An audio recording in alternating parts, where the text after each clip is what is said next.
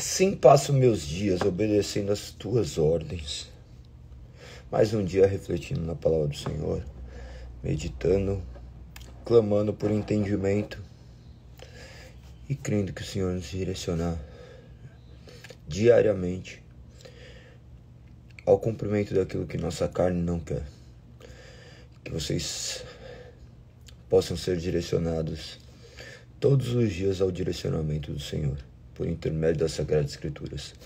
Bom dia para mais um dia de reflexão sobre a Palavra de Deus, meditação. Estamos lendo diariamente todos os versos do Salmo 119 e também os 4 capítulos diários. Que o Senhor possa nos fazer fortes para permanecermos nele. Sozinho nós não conseguiremos, mas mediante o agir do seu Santo Espírito nós conseguiremos, sem dúvida alguma. Bom dia a todos. Bom dia, Eliane, bom dia, Bruna, bom dia, Edu, bom dia, Silvia, bom dia, Tiago, bom dia, Wanderson, bom dia a todos. Bom dia a todos. Espero que essas lives estejam ajudando vocês a refletirem mais na palavra de Deus, meditarem, conhecerem, terem um relacionamento íntimo com ela, não buscando as lives como um mero intermediário entre você e Deus, mas sim como um facilitador, como você de fato estivesse meditando só como um incentivo e não como uma muleta. Eu não sou sua muleta. A intenção minha é compartilhar aquilo que eu faço diariamente para que vocês também sejam inspirados a servir de inspiração para outras pessoas. Galego, eu não conheço muita gente, para quem que eu vou servir de inspiração? Todo mundo está te olhando. Todo mundo que você ama, todo mundo que é próximo. Não significa o mundo inteiro, mas também não significa que ninguém observa você. Alguma pessoa toma você como referência na vida e tem mais de você do que você pode imaginar. Então, sirva de inspiração. Talvez você tenha amigos, familiares, que você preze pela vida deles, seja intencional em tudo que você faz. Compartilhe com eles essa live também, compartilhe com eles a palavra de Deus. Como você vai fazer? Eu não sei, mas a questão é: proclame o Evangelho do Senhor diariamente. Amém? Nós estamos no Salmo 129, verso 56. 57 dias nós estamos aqui, quase 2 meses já. Passa muito rápido, tudo passa muito rápido. A vida é um piscar de olhos, realmente. Salmo 119, verso 56, menciona dessa forma: assim passo meus dias, obedecendo as tuas ordens. Para aqueles que meditaram em todos os outros versos, vão entender a lógica, entender o raciocínio do salmista. Mas, se isolarmos somente esse verso, não tem como também ficar distante da real interpretação que deveria ser aplicada em nossas vidas. Se tivéssemos lido esses versos na frase de um para-choque, a gente conseguiria entender quem é aquele homem que tomou essa frase como inspiração. Sabe aquelas frases de caminhão que sempre tem: Jesus Cristo é o Senhor? Se colocasse ali: assim passo os meus dias obedecendo as tuas ordens. As ordens do Senhor estão escritas e disponíveis a todos. A palavra do Senhor diz que aquele que o ama obedece. Esse amor não parte de nós, esse amor parte dele primeiro ter nos amado. E fruto deste amor semeado em nosso coração é a obediência. Que você possa obedecer ao Senhor. A obediência te leva a lugares fantásticos, porque a desobediência nos aprisiona, a desobediência faz com que a gente se esconda, a desobediência gera vergonha, gera dor, infelicidade, tristeza, amargura, milhares de coisas. Faça aquilo que é certo, não aquilo que é fácil. Que você possa passar os seus dias obedecendo a palavra do Senhor, de dia, de noite, independente do tempo. Apenas para recordarem do que estava tratando nessa sessão do Salmo 119, lembrando que sempre são 8 versos em cada sessão, que corresponde à primeira letra a uma letra do alfabeto hebraico. E a primeira letra de cada verso era escrito de maneira poética, né? Para que fosse memorizado. Nós estamos agora na letra Zayin. Então, cada verso começava com a mesma letra. Ele começa nessa sessão dizendo: lembra da promessa que fizeste a esse teu servo? Ela é minha esperança. Olha como ele começa e como termina.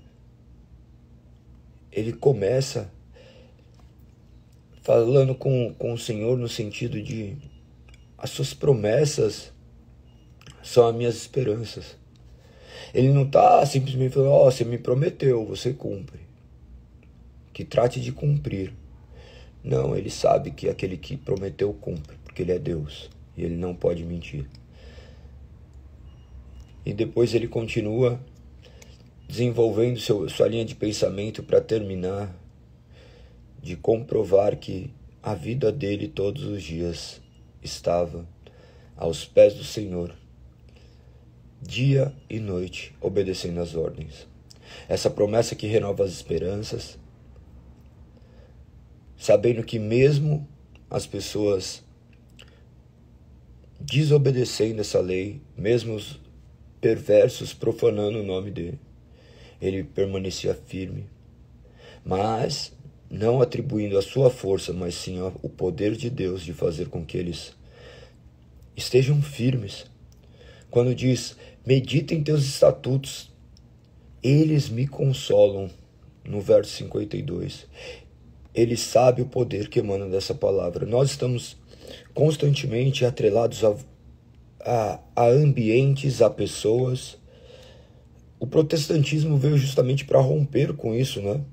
E eu creio que o que nós vivemos na grande maioria do nosso país não se trata de um protestantismo, se trata de um catolicismo diferente, uma nova onda de catolicismo sem apenas gesso.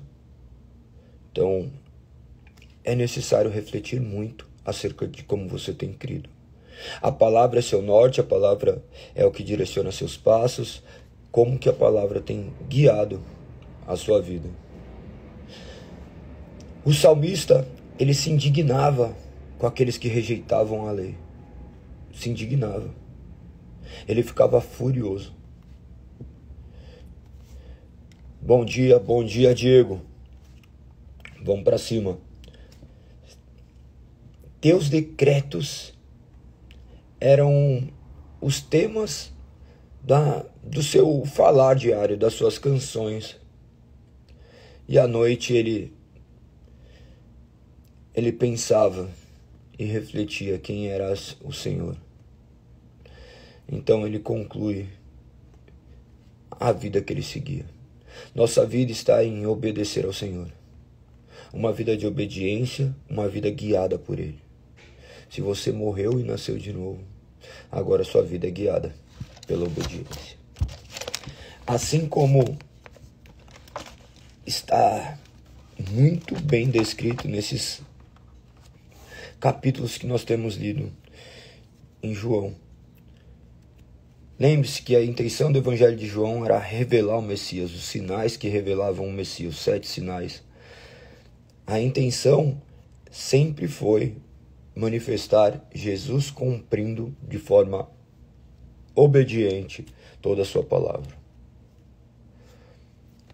Observe que o salmo que nós acabamos de falar pode ser facilmente descrito como uma palavra que Jesus diria.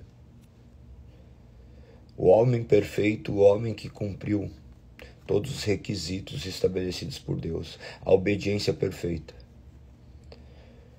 Que possamos meditar todos os dias, não delegarmos para outras pessoas, não olharmos resumos, não olharmos apontamentos apenas, mas lermos com os nossos próprios olhos.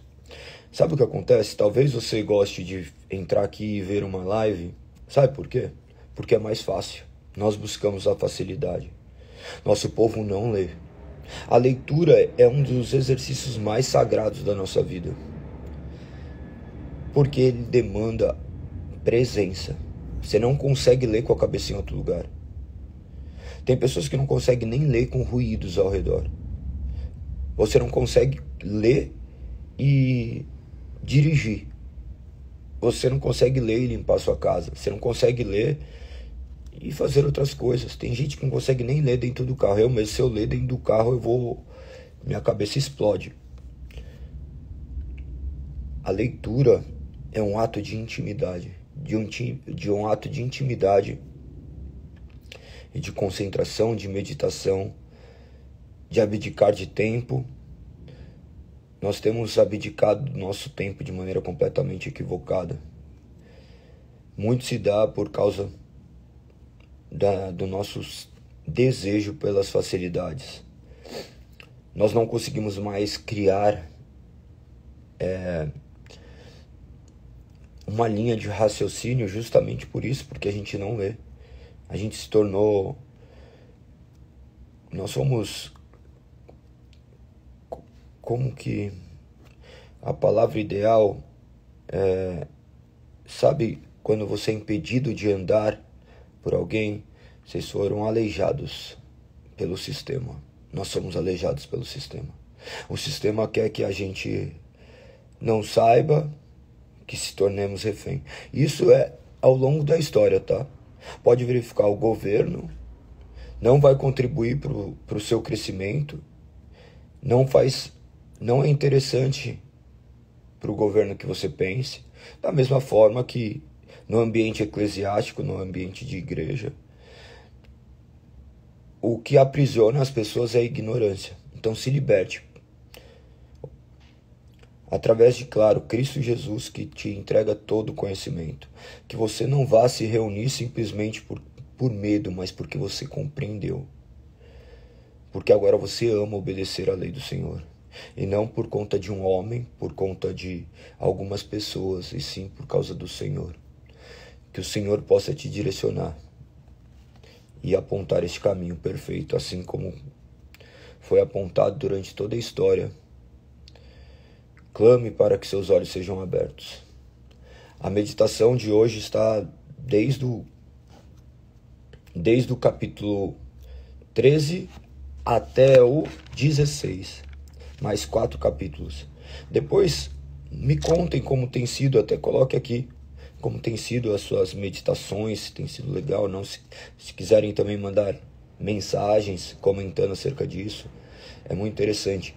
Saiba que é somente a palavra tem poder de abrir nossos olhos, de clarear nossos entendimentos mediante o agir do Espírito Santo.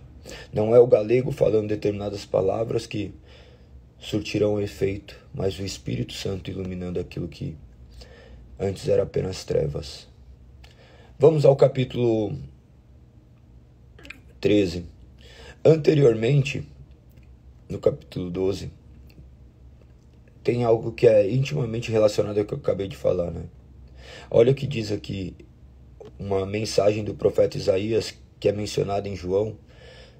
Lembra que Isaías estava cerca de 7 séculos antes de Cristo.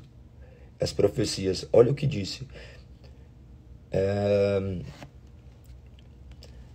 Apesar de todos os sinais que Jesus havia realizado, não creram nele. Aconteceu conforme a profecia de Isaías tinha dito. O Senhor, quem criou em nossa mensagem? A quem o Senhor revelou seu braço forte? Mas o povo não podia crer, pois como Isaías também disse, o Senhor cegou seus olhos e endureceu seu coração. Porque para que seus olhos não vejam e seu coração não entenda, e não se voltem para mim, nem permitam que eu os cure. Contudo, ele veio para os seus, e os seus o rejeitaram. Então, mediante o poder do seu Santo Espírito, ele fez com que todos aqueles que ele havia comprado desde antes da fundação do mundo tivessem seus olhos abertos. E eu creio que o Espírito Santo irá abrir seus olhos mediante a pregação da palavra. Eu tenho plena certeza da suficiência das Sagradas Escrituras de fazer aquilo que nenhum homem consegue. Que você possa meditar diariamente nessas palavras.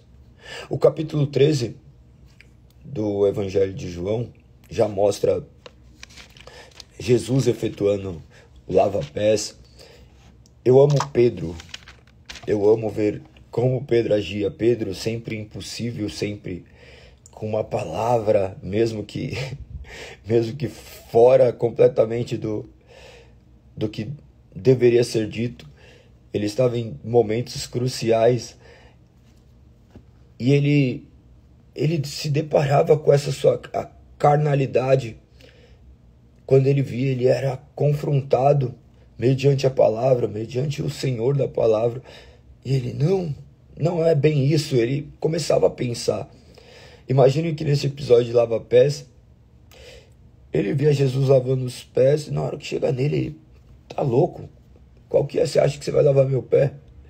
Não, tá tudo errado.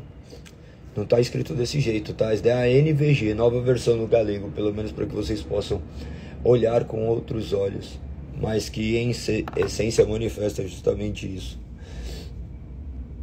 Olha que interessante, ele fica indignado. Só que Jesus fala para ele, se eu não lavar os seus pés, você não terá comunhão comigo. Daí ele fala, lava minha mão, minha cabeça, não somente meus pés. Não somente meus pés. Ele refletia, ele ouvia. As palavras penetravam seus ouvidos. E ao longo da história mostra o tempo que demorava para chegar até o seu coração. Porque a palavra não deve ficar só na nossa mente, ela tem que percorrer da mente ao coração e fazer nosso coração queimar. Esses capítulos aqui continuam diariamente manifestando essas promessas do Senhor, apontando para Ele como o único e suficiente Salvador. Depois, o mesmo homem que pede para ser lavado por completo, ele, no final deste capítulo, já manifesta que ele iria negá-lo. Tem também dentro do capítulo 13, Jesus contando daquele que haveria de trair e os seus discípulos não entendendo, ainda ele sendo muito claro. Capítulo 14 é um capítulo chave também dentro da nossa fé. Ele traz versos que apontam para essa realidade divina, a sua manifestação corpórea e o que ele veio fazer. No verso 6, fazem um adendo. Olha o que está escrito. Jesus disse, eu sou o caminho, a verdade e a vida. Ninguém pode vir ao Pai senão por mim. Eu sou o caminho, a verdade e a vida. Ninguém vem ao Pai senão por mim. Não existe intermediário que vá te levar até o Pai senão Cristo. Você não vai chegar lá no céu e falar assim, o galego me trouxe até aqui. Você não vai chegar lá no céu e falar assim, o galego falou para mim. Se eu falei alguma coisa que é em desacordo com a palavra de Deus e você obedeceu o galego, você será atacado no mesmo lugar que eu deveria estar, que com certeza estarei, porque todo aquele que vive embaixo de desobediência, acreditando no seu próprio ser, é filho das trevas. Que acredita que tem força suficiente para se achegar até o lugar que somente aqueles que foram lavados e remidos pelo sangue do Cordeiro estão. E a obediência é uma dessas características. Então, obedeça única e exclusivamente ao Senhor. Se por acaso eu falar alguma coisa que esteja em desacordo com as palavras, que você me oriente primeiro, porque estarei perdido. Mas que você observe o que a palavra diz. As pessoas chegam e falam, quando começa a falar de Bíblia, eles falam assim, não, existem milhares de interpretações. É uma mentira, tá? Isso daí visa relativizar a Bíblia. Não existe milhares de interpretação. Deus não é um Deus de confusão, ele é claro. Pode ser que a gente não tenha ainda compreensão suficiente, mas há algo que ele quis dizer único e exclusivamente. Grandes homens de Deus, meditando na palavra, eles colocavam assim, não tenho inclinação o suficiente para compreender esse trecho, então vamos mais adiante. Grandes homens de Deus que gastaram a sua vida aos pés do Senhor. Então não vai ser um Zé Mané que nem eu que vou chegar e ter essa interpretação. A questão é crermos na suficiência de que Jesus é o caminho, a verdade e a vida, e Ele nos leva ao Pai. Ponto. No verso 11 também desse capítulo 14, menciona dessa forma: apenas creiam que eu estou no Pai e que o Pai está em mim. Ou creiam pelo menos por causa das obras que vocês me viram realizar. Verso 12, quando diz: eu lhes digo a verdade, quem crê em mim fará as mesmas obras que tenho realizado, e até maiores, pois eu vou para o Pai. As pessoas atribuem as obras que o Senhor fez com sinais, maravilhas, imaginam que são capazes de fazer isso. Lembre-se que a mesma palavra também diz que são obras que somente o Messias faria. Tá? Nós não veremos olhos serem criados. Vocês não verão braços crescerem. Vocês não verão esse tipo de coisa que era inerente ao Messias. Mas nós poderemos ver o maior milagre que pode existir, que é um coração de pedra se transformar num coração de carne. Nós não fomos chamados a provarmos a Deus, mas sim para provar Deus, no sentido de degustar, não no sentido de fazer com que Ele se manifeste real em nossas vidas. Apenas prove e veja como Jesus é bom. Verso 15 menciona o que eu estava dizendo. Se vocês me amam, obedeçam meus mandamentos. E eu pedirei ao Pai, e lhes dará outro encorajador, e nunca os deixará. É o Espírito da verdade, e o mundo não pode receber, pois não o vê e não o conhece. O envio do encorajador, o consolador. Verso 23 diz: Jesus respondeu: quem ama faz o que eu ordeno. Meu Pai o amará, e nós viremos para morar nele. Quem não me ama, não obedece. E lembre-se, essas palavras não são minhas, elas vêm do Pai que me enviou. Ponto. A obediência. Só que a obediência faz com que a gente queira ser superior. Você não é superior àquele que dá as leis. Se coloque no seu lugar, que você possa entender que talvez algumas coisas você tenha entendido de maneira errada, mas creia que esse Espírito Santo irá lhe direcionar a todo entendimento. Que assim como Ele prometeu, você fará obras maiores.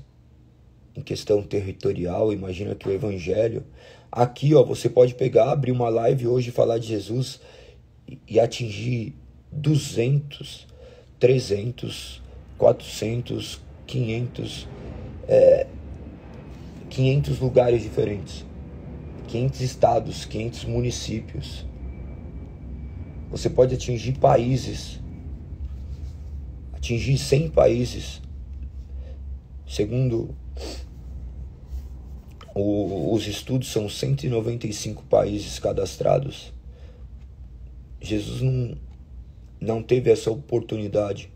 Mas hoje, por intermédio das redes sociais, a gente pode... Essas são as obras maiores. A proclamação do Evangelho. Porque é o Evangelho que cura, que restaura e que transforma. Não que a gente não creia que Ele possa operar curas, que Ele possa fazer. Ele vai fazer. Nós clamamos por isso e nós temos visto diariamente pessoas serem curadas de enfermidades, mas lembre-se que nenhuma cura nesta vida é mais importante do que a cura de um coração transformado. Jesus salvou meu filho, ele nasceu, estava morto e ressuscitou, aconteceu alguma coisa, ele estava doente, estava com câncer, foi curado. Beleza, que ele cure o coração, porque se não curar o coração, se ele não der outro coração, essas pessoas irão para o inferno. Então todos os milagres são temporais aqui na terra. Nós queremos este milagre que é eterno, que ele nos prometeu, trocar nossos corações para que nós de fato possamos estar diante dele, onde quer que ele esteja. Então clame para o verdadeiro milagre, que é a mudança de mentalidade, a verdadeira e genuína conversão ao Rei dos Reis. Vamos no capítulo 15. O capítulo 15, ele se manifestando, fazendo mais umas analogias acerca da videira verdadeira. Lembre-se que ele usava todos os recursos naturais que circundavam a sua realidade, para que as pessoas pudessem compreender o que ele estava dizendo. Imagina que às vezes você quer citar alguma coisa e às vezes um exemplo fala muito mais do que qualquer palavra que você queira usar. Você encontra exemplos que são perfeitos. Então, sempre que você for comunicar o evangelho, tente fazer associação a coisas simples da vida. E clame para que o Senhor leve essas palavras até o coração. Tá? Ele mostra a partir do verso 18 também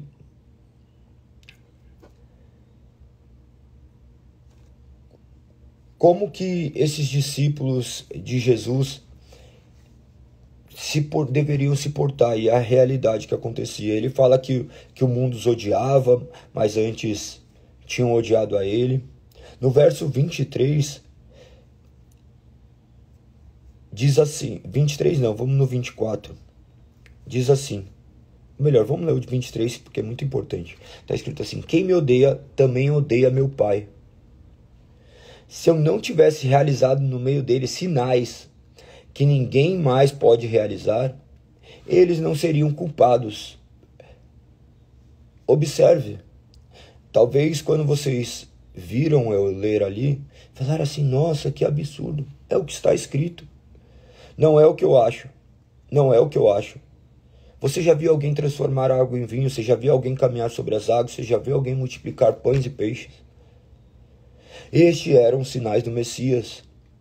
Você já viu alguém ressuscitar mortos que estavam em estado de putrefação, apodrecendo, com as larvas saindo de suas peles? Você já viu isso? Não viu e nunca vai ver, porque estes eram os sinais do Messias e ninguém mais pode realizar. Aqueles homens estavam ali sob o julgamento de Deus, mostrando a sua completa incredulidade. Eles escolhiam negar ao Senhor, mediante a dureza do seu próprio coração. Vou ler mais uma vez o verso 24. Se eu não tivesse realizado no meio deles sinais que ninguém mais pode realizar, eles não seriam culpados. Agora, porém, viram tudo o que fiz, e no entanto ainda odeiam a mim e ao meu Pai. Isso cumpre o que está registrado na escritura deles. Odiaram-me sem motivo. Mas enviarei a vocês o encorajador, o Espírito da verdade. Ele virá do Pai e testemunhará a meu respeito. E vocês também devem testemunhar a meu respeito, porque estão comigo desde o início. Ele está mencionando essa palavra aos discípulos, mas nós também devemos fazer dessa forma. É um imperativo, uma ordem, que nós também devemos testemunhar a respeito do que Cristo fez e continua fazendo em nossas vidas. Que você possa contar para as pessoas quem você era antes de conhecer a Cristo, que você possa agora mostrar o que Cristo fez na sua vida.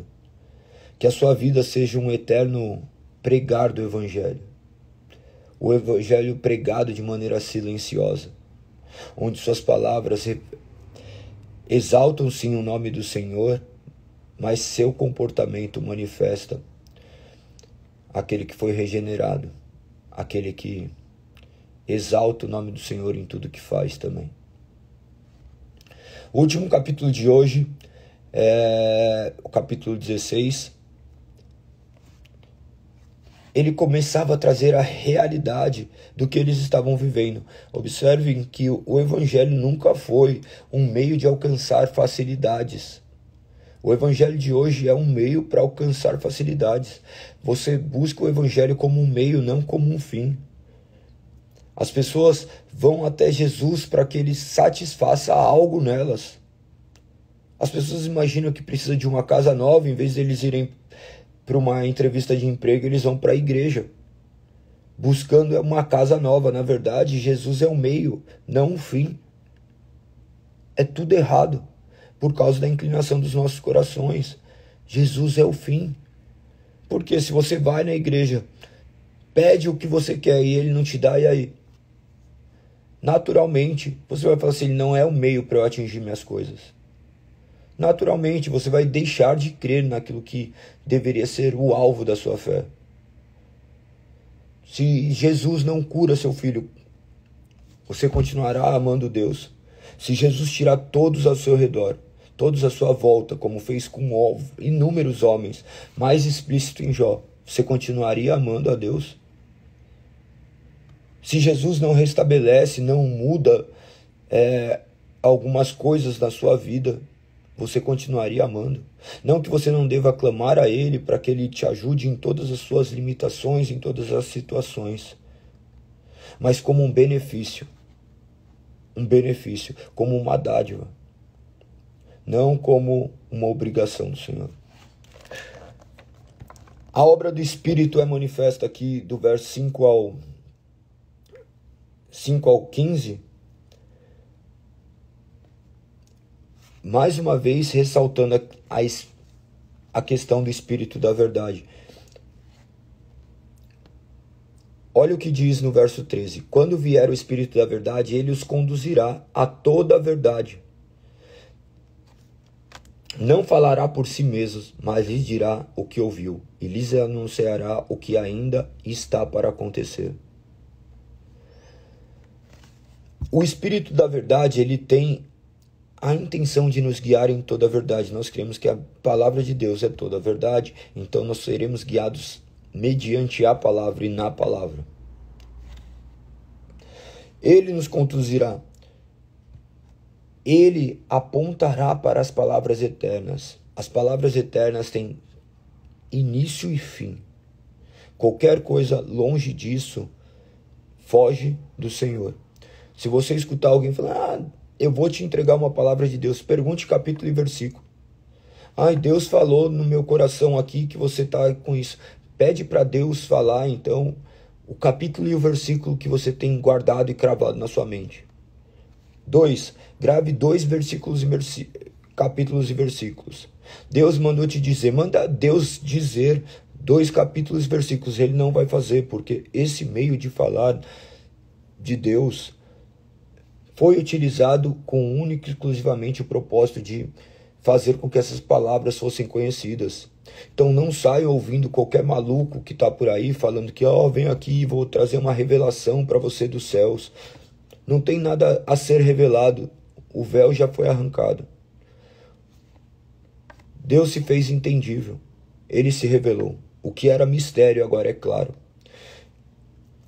Tenham certeza que essa tristeza se transformará em alegria, assim como foi prometido àqueles homens. Vocês vão verificar nesses últimos versos do capítulo 16, a tristeza transformada em alegria.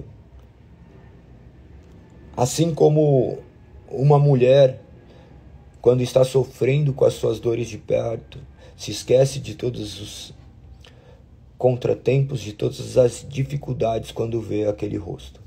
Assim será as nossas vidas. Ainda que morramos agonizando em sofrimentos, o dia que contemplarmos a face do Senhor,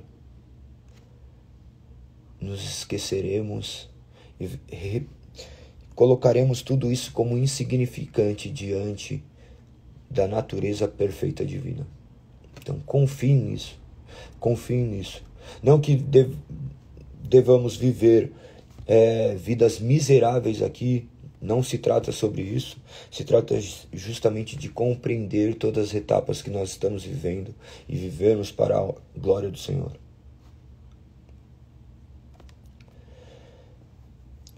Olha o que diz no verso 23 para terminarmos. Naquele dia não terão necessidade de me perguntar coisa alguma. Eu lhes digo a verdade. Vocês pedirão diretamente ao Pai e Ele atenderá, porque pediram em meu nome. Verso 33, o último verso do capítulo 16. Eu lhes falei tudo isso para que tenham paz em mim. Aqui no mundo vocês terão aflições, mas animem-se, pois eu venci o mundo. Porque Cristo venceu o mundo, nós temos esperança. Que as suas esperanças estejam única e suficientemente em Cristo. Que vocês tenham um bom dia. Que vocês possam caminhar em obediência constante, vivendo seus dias dessa forma e tendo a certeza que, mediante a todas as aflições, aquilo que está por vir tem uma grandiosidade que não pode ser descrita em palavras.